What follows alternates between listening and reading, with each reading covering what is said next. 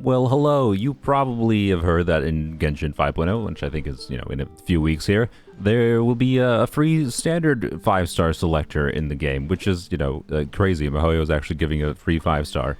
This might be a long video because of this. I think I have the ability to go relatively in-depth in a number of ways regarding the different standard 5-star characters.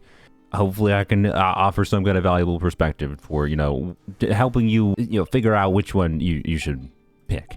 Now, ultimately, I can tell you the answer to that question is going to be highly dependent on your preferences and your account state. But I'm going to just go over the whole ton of different thoughts that I have about the 7 different standard banner characters. This video should be broken up into 2 different sections, so you can use the timestamps in the video. I'm going to start with just looking at C0 of a character, from the perspective of, okay, you don't have a copy of these characters. How relevant is their C0 kit for doing whatever kinds of shenanigans? If you haven't seen my channel before, I do all kinds of different shenanigans, so I'm not necessarily going to just take things from a complete meta perspective. I'm going to take things from a how unique is their kit perspective. But after I do the C0 talky talks, I'm going to go on and I'll do a talk about the constellations of a given characters. First up, I'm going to start with Qiqi. Really basic, quick kit overview for Qiqi. She is a cryo healer. That's basically what she does. Use Qiqi's skill. You can see it applies some cryo, and then you have this little spirit around, and the most relevant thing with that is that it does... I almost just died. It does apply cryo. The problem is she doesn't generate energy. Energy is really important for characters to generate, not just for their own ability to burst, but also to, give energy to other characters in the team. So Qiqi giving no energy increases the energy requirements for all of the teammates. That makes her kind of not great as a unit you normally put in as a support. But with that said, she is still a healer, and healers have high value in Genshin for just, staying alive. And also, there's a character in the game called Farina that makes you get, damage bonus from your healers. Qiqi is not an ideal healer for Farina by any means, but she's not dysfunctional. And quite frankly, I think there's not much reason to choose this character at all. If you like her for whatever reason, you can make use out of her. You can do that for any character in the game. But unfortunately, I do think Qiqi is the least relevant of any standard character. Especially because there's a better healer that's a standard banner character in the form of Jean. Jean, especially when it comes to Farina, again, can be a team-wide healer. She actually generates energy with her burst, and she heals the whole team pretty much to full when you have an invested build Jean. I also really like Jean as a casual early game playstyle unit where you can just do normal attack things. She heals more when you do normal attacks on field. We can yoink. I also really like that Jean... Oh, okay. Well, of course, that dude's too chubby. I also really like that there's nuance with Jean being able to do fun things like this. Jean was my first and second character I ever got in Genshin, 5-star character. Just her ability to, yoink lightweight enemies and, throw them around made her intensely fun, which I think is relevant to mention.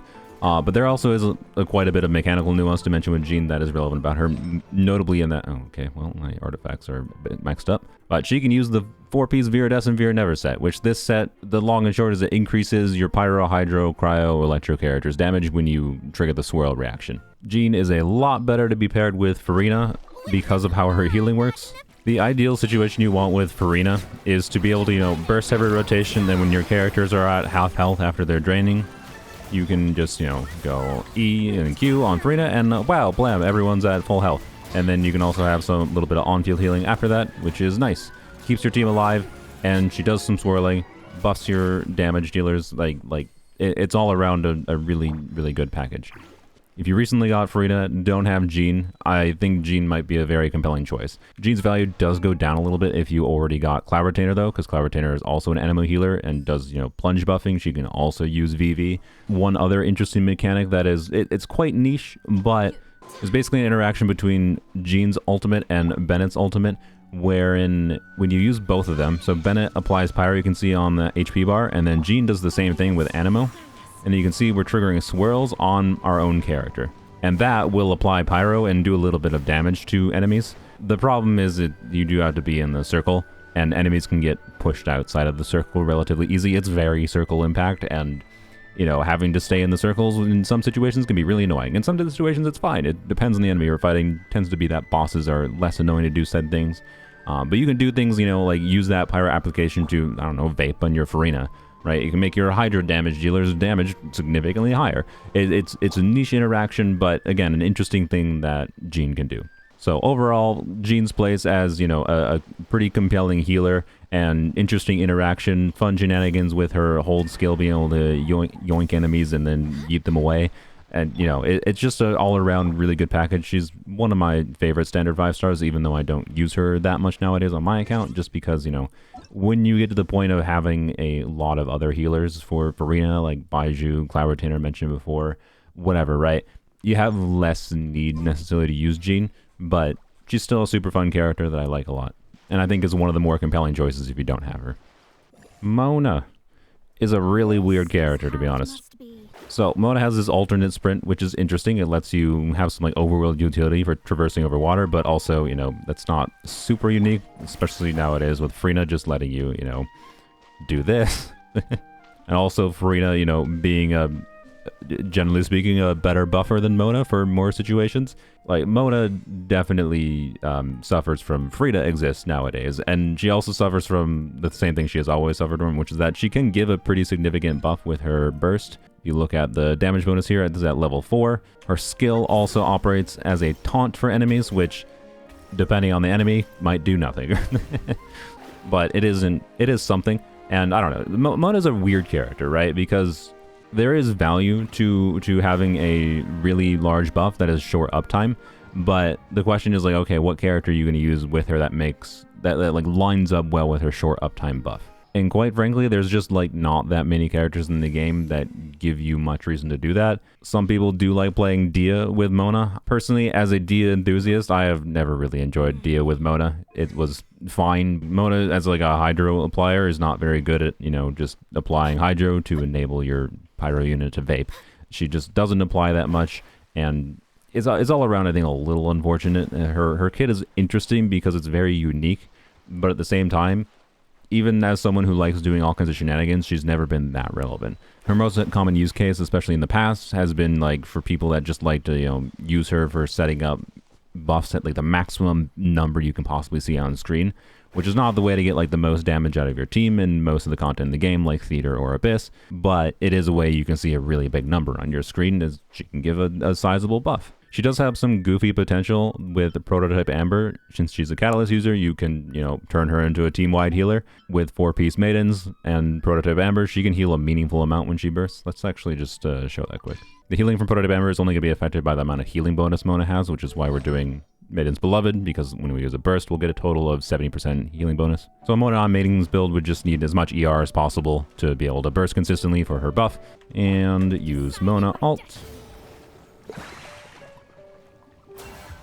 You can see, not bad, right? Like, that was a pretty significant amount of HP that we got back.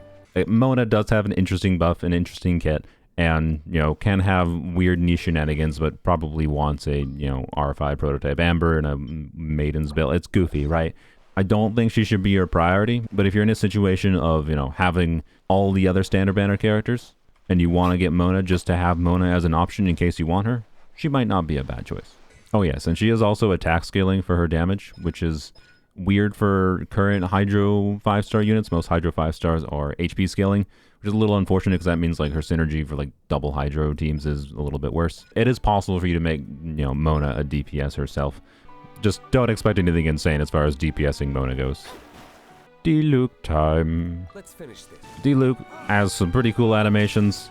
His problem is that he is a pyro carry, and hoo boy, are there a couple pyro carries in the game that are a little bit stronger than him in a baseline. Including like C6 Gaming, you might have heard, is, you know, stronger than Diluc.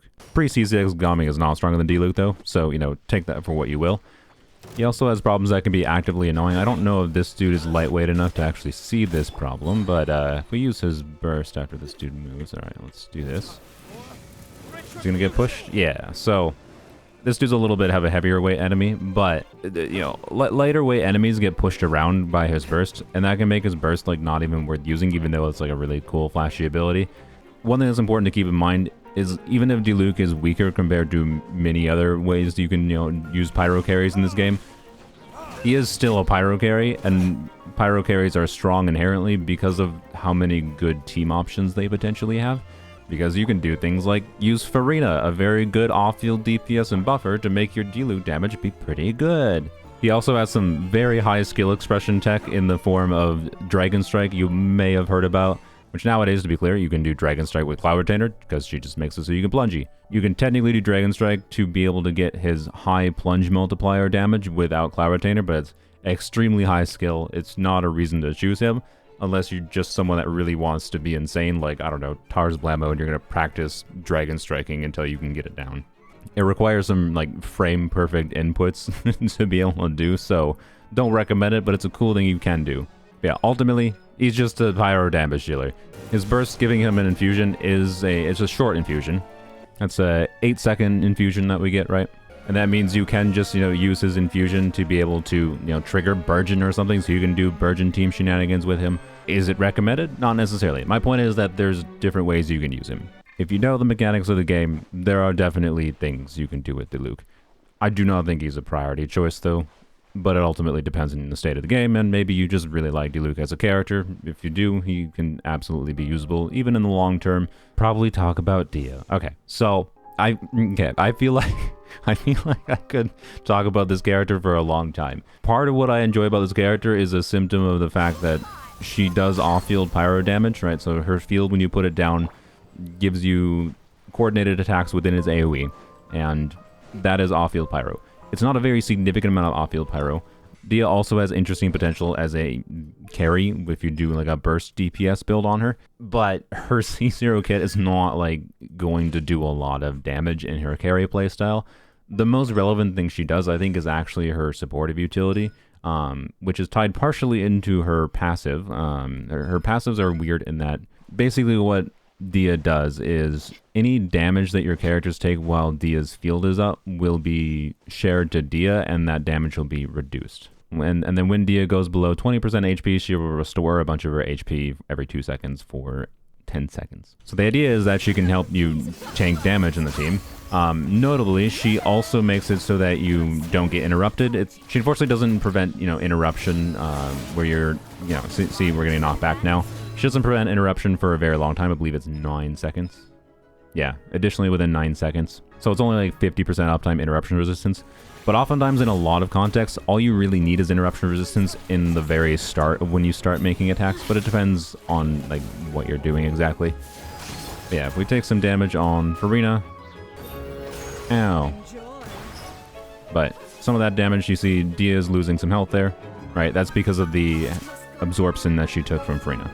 This weird nuance of her being able to do some amount of off-field pyro, especially if you do her off-field pyro in conjunction with a Dendro unit, which creates burning, which creates even more off-field pyro application, means she can be used in teams that enable you to do, again, vaping on your Hydro units. Let me show an example team. We will put Dendro on them with Nahida here. I didn't really need to do a buff there, but, whatever. And then do that. And then now they are burning. And then we'll do Farina. And you can see, it's not like it's 100% uptime, but you have good enough uptime on burning that you start triggering meaningful amounts of vaporizes on your Farina in this team, right? And in this team, the idea is to actually utilize Dehya's burst to get some meaningful damage as well. And yeah, she can do meaningful contribution to this team for enabling vaporizes on the Hydro units. She can trigger some Burgeons because you do have Dendro and Hydro and Pyro in the mix. And then when you burst on her and have, Farina buffing her, she can do meaningful damage of her own. One interesting thing is, when all of her damage is in this short duration burst, you can, use another character on field after you're done with, Dehya's short duration field time. And that's why I do this team with a DPS Siege build. It's on 4Ps, Marshals, Hunters. But it's something that is very interesting, right? There's not that many characters that output their main damage in part of their ability with a really short window. I use this character all the time, so there's ways to get value out of her from higher investment levels. You can do things like just putting Dehya on an Instructor's build and putting EM on her for Burgeon. You can put her on 4-piece Tenacity, right? Her mix of enabling, some off-field pyro in conjunction with, Dendro units in particular, just on her own. Like she's not usually applying enough pyro to do that much with it. But I don't know, the weird mix of like making your team more tanky, survivable, giving you some interruption resistance, and having some damage potential of her own, but you don't have to spec her into that damage potential, makes her a very interesting character. I constantly have ideas on different ways to use this character, and she has a very unique kit in the game. I highly doubt they're going to make another character that's designed in a similar way to her. And I don't know, I think that's very cool. She, mechanically, is definitely my favorite standard 5-star unit. I do not think this character has a bad kit. I just think she has a kit that requires, you know, experimentation with different mechanics that Genshin has to offer to get the most out of her. Like, I think she's a better designed unit as far as the idea of, like, a unit that makes your team stay alive more, but isn't just, like, oh, your team is always staying alive by being an overpowered healer that just permanent uptime, team-wide healing, you know, no questions, or permanent shielding like Zhongli. Like, yeah, she's not Zhongli. Yeah, she's not a healer completely healing your team fully. There is funny instances where Dehya will die off-field because your on-fielder took too much damage. It happens relatively rarely with the build Dehya, but it does happen. She can be really clunky. I want to emphasize that. There's many reasons not to choose her potentially. I do not think you should expect her to be like, oh my god, the best pyro carry. Like, Diluc will probably be a better pyro carry than Dehya. But she wasn't designed to just be a carry unit, right? And this is why I like am annoyed about like the rhetoric about like the community rhetoric about Dehya is that she's a terrible unit because everyone considers her from the perspective of a carry rather than like for her actual intended supportive role. If you actually embrace her supportive role a little bit more, she's really, really interesting and can be used in a lot of fun ways. Genuinely one of my favorite characters in the game, period. So take of that what you will from someone who likes just messing around with the mechanics of Genshin. If your goal with your standard selector is to get, you know, the most meta character that will give you the most obvious immediate utility for clearing Abyss as fast as possible, probably don't choose Dehya most likely, although with some units coming out in the next patch, like in 5.0, when you can choose her, you might actually have more need for doing things like burning and, you know, this together, because there's a Hydra unit that wants to vape. Like, there is reasons to do that. Is that better than doing Xiangling? Not necessarily, but do you really want to use Xiangling on a 350% ER build with Mualani? You know, and again, there's upside to like the extra survival. I'm rambling at this point. I'm sorry for talking about Dehya for so long. It's a side effect of me using her so much. I have a lot of experience using her, and I've had a lot of success using her. Lastly, we got two units that are kind of similar, Keqing and Tighnari. I'll lead the way. And the reason I'm going to talk about these two characters together is they're both kind of units that are strong because of the Electro and Dendro reaction, which is Quicken, which then lets you trigger Aggravate on your Electro units, and then Spread on your Dendro units. Tighnari is an interesting unit in that he is another short field time DPS unit, but that's basically all he does. He does not, you know, have a crazy amount of nuance in his kit.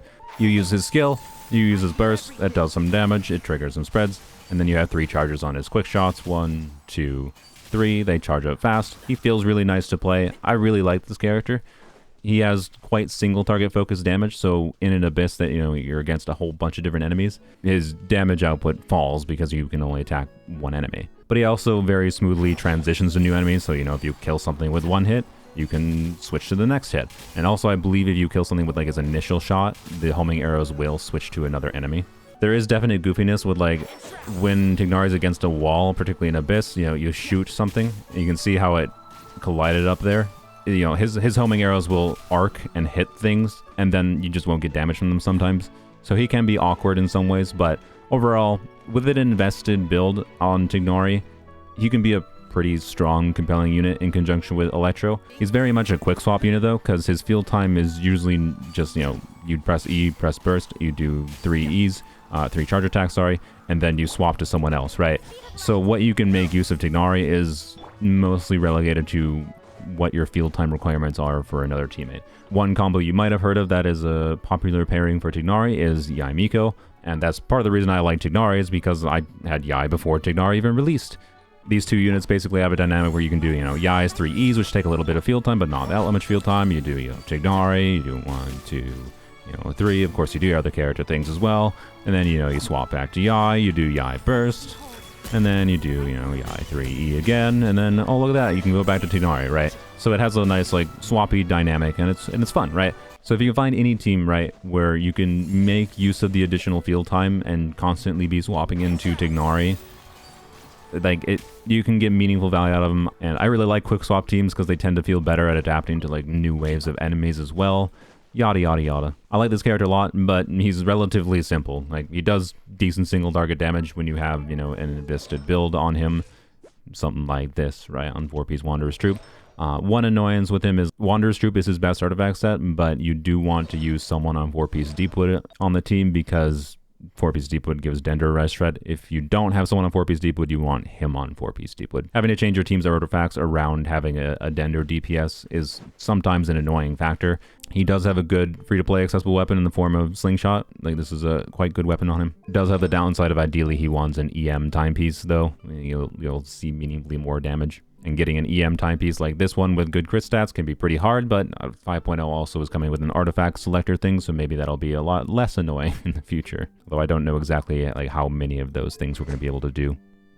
Keqing has a lot more nuance. The main reason Keqing is strong is because of the things that make Electro strong in conjunction with Dendro. She has a quite high amount of team variety and quite a bit more nuance that I don't even think I'm going to get into because I don't have enough experience using her, quite frankly, to properly like get into it. If you heard of KQM, they're literally called Keqing mains, and they, you know, make guides for like every character in the game. Well, you know, what do you think their guide on Keqing looks like? The interesting thing with Keqing is, though, if you have another Electro carrier, let's say you got Chlorand, or, you know, you're like me, and you use Sethos, what is the difference between, you know, an invested Keqing build and an invested Sethos build?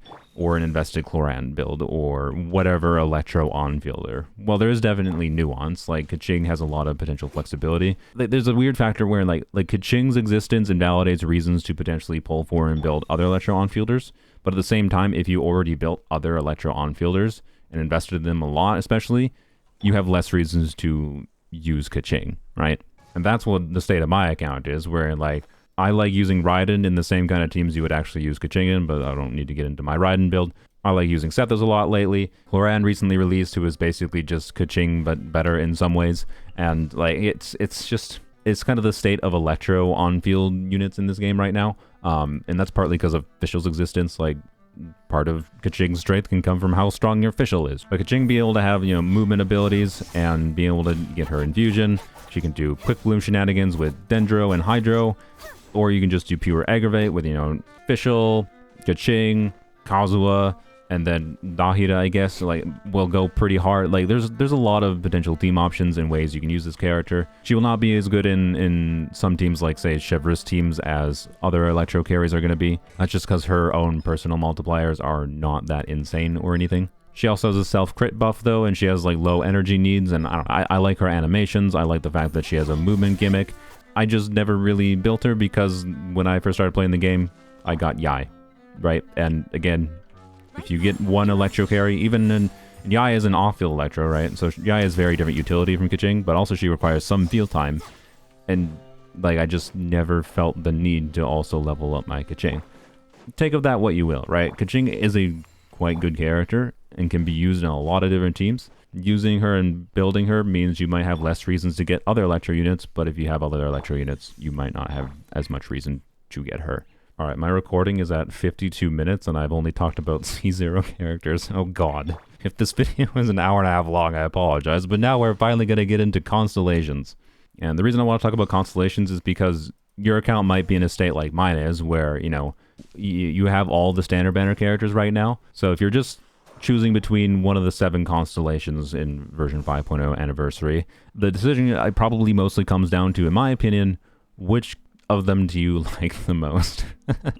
But I'm going to go over, like, some of the interesting mechanical nuance of these characters' constellations on an individual level to, like, break down why they might be relevant. So Qiqi we'll start with is quick. Her C1, it refunds energy for her.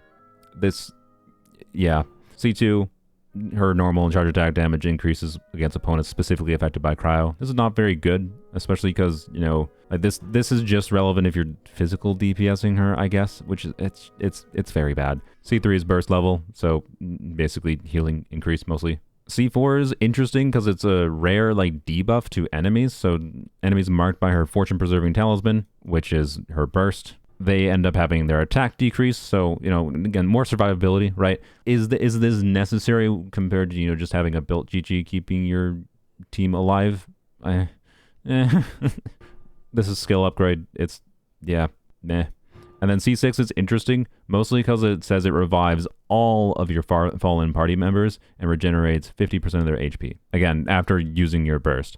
And it can occur once every 15 minutes. That's really goofy. The fact that it has a 15-minute cooldown, I think, makes it kind of annoying to try to use with consistency. I imagine there might be weird abuses you could do with Qiqi C6 and Abyss, but just, you know, AFKing for 15 minutes after using it in a chamber for some reason. If there's ever, like, a character that releases that gives, like, some weird synergy, like they get buffs after they die and come back to life, I don't know, maybe this will have more relevance in the future. But right now I can say it's probably not that relevant. But it's interesting just for the fact that it's a whole team-wide revive. It's odd, but I don't think it's really worth going for. So, you know, I'd say Qiqi's Constellations, in my opinion, are not super relevant. They will not change the experience if you want to do shenanigans like DPSing Qiqi, and it just basically makes her a better healer. Jean's Constellations are a bit more interesting. So C1 increases the pulling speed of Galeblade after holding for more than 1 second, and increases the damage of her skill by 40%. The damage increase isn't really the most relevant thing. The interesting thing with this is the ability to pull in enemies more. It's fun. It will help you throw more healing chills off of a bridge or whatever. So this is completely, in my opinion, just a fun constellation, not that useful. C2 is interesting for being a rare attack speed increase. There's not many of those in the game, and also like one of the only movement speed increases in the game. And that is actually relevant because you know how I mentioned like Dragon Strike Diluc earlier? Basically, if you're trying to do, you know, frame perfect inputs on Claymore units, Gene C2 can give you a movement speed increase that gives you extra frames to do the input to be able to get plunges on characters when normally you wouldn't be able to get plunge damage, which is really weird. And again, a very niche thing, like you probably shouldn't do Dragon Strike without Cloud Retainer because it's not easy. But if you really want to, and that's your thing, like just hyper optimizing and learning and refining a skill like that, you want to beat Tars Blammo with Noelle, you know, you can. And this could be something that would actually help you with that. The actual DPS increase you necessarily get from like the attack speed increase isn't that significant, but kind of just depends. It's interesting. This is their burst level up, so, you know, more healing. C4 Anima Res decrease seems a lot stronger than it is. It is potentially useful in some contexts, particularly against bosses, but it has the same problem I showed before with Sunfire, wherein, you know, because it's Jean has a pushy ability, enemies will just get pushed out of her field. But the wording on this is pretty specific. Within the field created by her burst, all opponents have Anima Res decrease. So, you know, you could do meaningfully more damage on your Xiao, right? Technically, with Jean C4. So you could do Jean C4 for Rina, Xiao, and like it could be pretty good, but you're gonna have to work around making sure enemies are in the circle, and it's just like, do you really want to do that? I don't know. Like sometimes it's gonna be like you're not gonna be able to get anything from it, right? And I can tell you, you know, a Farazan C6 is gonna be much more relevant than a Jean C4 for a, you know, a Xiao team or a Wanderer team or whatever, right? This looks much better than it is, because it's just awkward to use. If you are one Gene Constellation away, you know, and you want to mess around with it, maybe it is worth getting, right? For me, I'm not going to purposely try to get it. It's just going to be like if I eventually get it from 50-50 losses. C5 skill upgrade, woo. And C6 reduces damage you take when you are within her field, and upon leaving the field, it lingers a little bit, so makes you a little bit more tanky, like actually meaningfully more tanky. A 35% damage reduction is not nothing.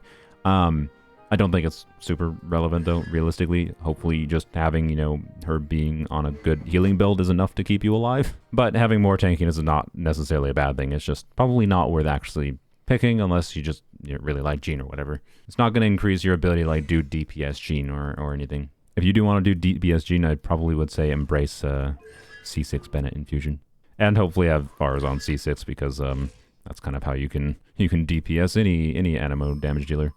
Mona has interesting constellations. C1 is somehow, this game has been out for a super long time, it's still bugged. The electrocharge damage increase works, the vaporized damage increase works, the hydro swirl damage increase works, but frozen duration extended by 15% does not work. Like, it's literally a lie. So don't choose Mona C1 for freeze at the very least.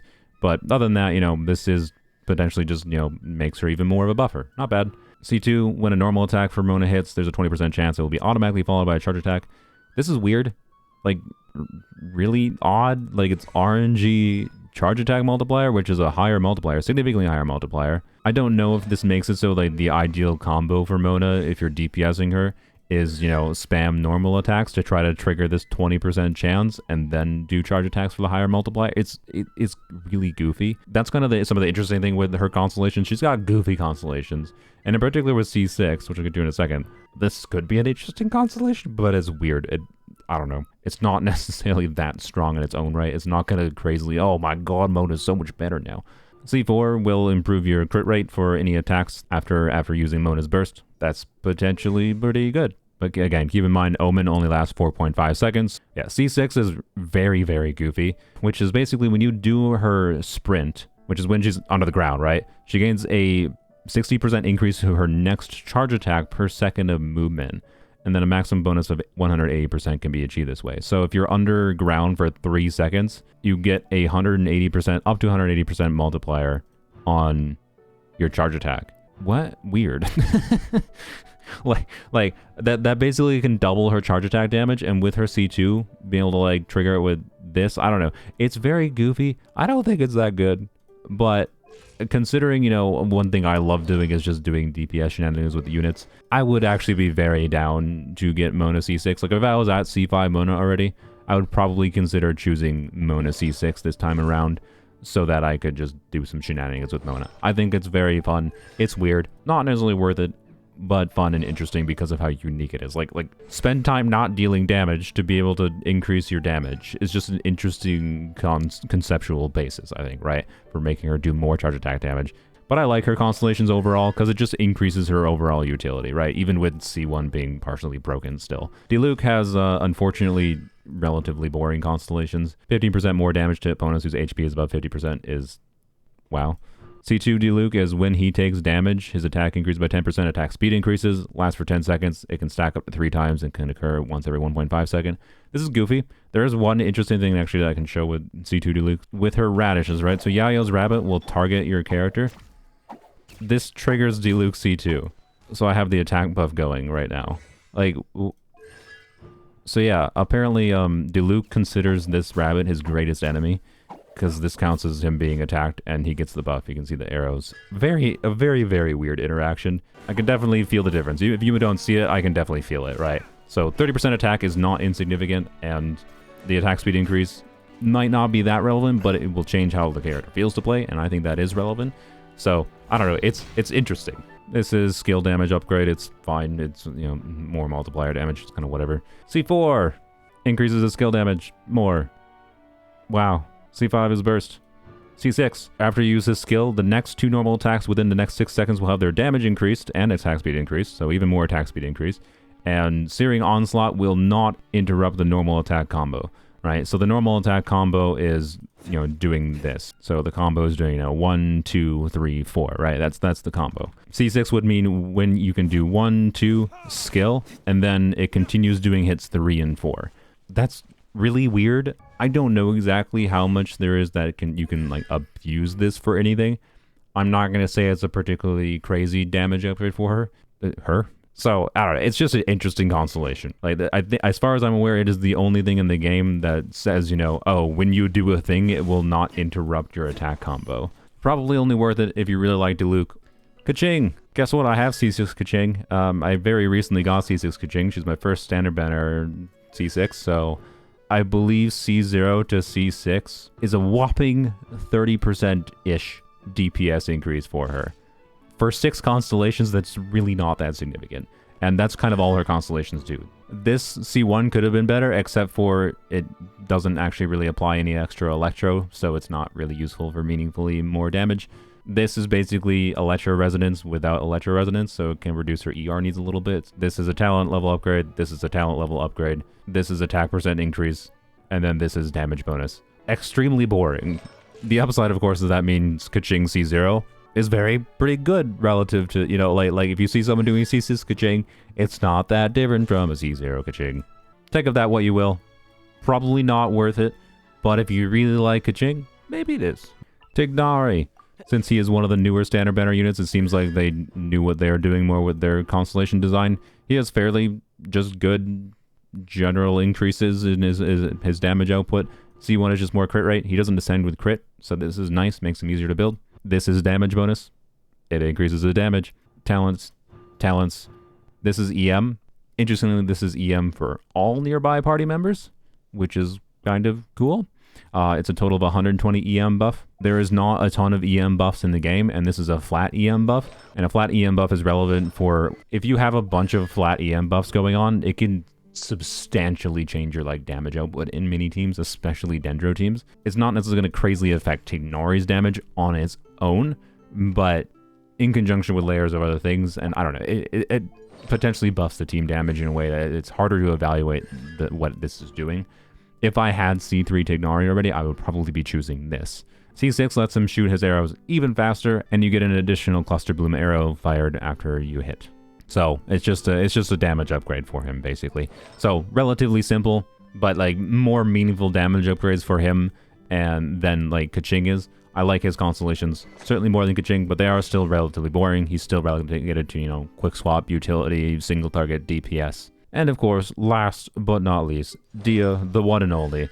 So the main thing with Dehya's constellations is they are mostly relevant for making Dehya a better carry unit. Notably, her C2 does increase her skill uptime. At C0, her duration is 12 seconds and it has a 20-second cooldown. So C2 makes it an 18-second uptime, which is really nice. And then it makes her skill do a little bit more damage. All the other constellations, though, are just C6 will make her burst do more damage. C3 will make her burst do more damage. C4 gives her some energy restoration and HP restoration when you use her burst.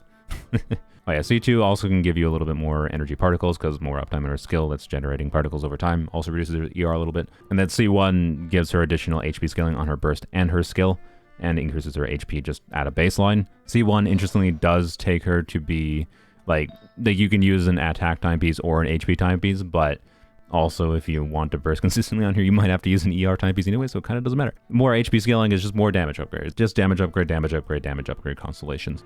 The interesting thing is, though, right, when I was talking about how she has a short field time DPS unit, I believe from what I recall from calculations, this is from a long time ago, but with her C6, she's a similar damage output to a C1 Hu Tao. But a C1 Hu Tao that can output C1 Hu Tao damage in a 5-second burst duration window, and then you can do something else with that field time with another unit, is better than C1 Hu Tao. Shorter window that lets you have more team flexibility, and she has off-field pirate utility. Am I wrong? That with C6 she's substantially better than C1 Hu Tao because she has shorter field time duration. I don't know, right? Point is, she has some of the stronger constellations because of how weak her carry playstyle is at a baseline. And that's what her constellations do. Her constellations take her from having interesting nuance in her mix of defensive utility with, you know, pyro application in conjunction with a Dendro unit, blah blah blah blah blah, to be more and more of a relevant pyro unit as you get more constellations on her. A pyro carry unit, that is. If what you want to see the most out of Dehya is the biggest number possible, you know, Dehya's constellations might be for you. I like this character enough that she's kind of going to be my default choice to choose for constellations for these anniversary rewards, personally. There's definitely nuance to these things that I'm sure I have missed. You should definitely go and look up KQM guides or other communities that are focused around these characters to get other people's perspectives on these. But hopefully my perspectives were helpful to you in some form or another, as someone who just, you know, likes to use characters for doing all kinds of shenanigans. I suppose I should end off the video with making a really generic ranking. My C0 rankings would be: first pick is Jean if you need, you know, more healer options for Farina. Second pick would be Keqing. Third pick, Tighnari. Fourth pick, Dehya. Fifth pick would be Diluc. Sixth pick, Mona. Seventh pick, Qiqi. And that is for C0 characters, assuming you don't have those characters. And last but not least, my constellation ranking, and this I admittedly is a bit more biased for my personal feelings about the characters, but also is just a general ranking based on like what I view the strength of these constellations are. And number 1 is Dehya constellations. If you like Dehya, I think her constellations are probably worthwhile to get. Number 2 is Tighnari. Number 3 is Mona, mostly just because I think she has interesting constellations. Yeah, but like honestly, anything after Tighnari is a little bit Number 4 is Diluc. Again, he has some interesting constellations. Weirdness with Yao is cool. Number 5 is Keqing, because like she does get damage upgrades, but like, I could honestly swap Keqing and Jean, who is next. And then last, and probably deservedly least, is of course Qiqi. Qiqi is last in both rankings. I'm sorry, Qiqi. Hopefully you got something out of this video. I think there is value to me going into a deep dive of these characters when you're kind of like paralyzed by choice or whatever. So hopefully it helped, or maybe I just made it worse by giving you too much information. Bye.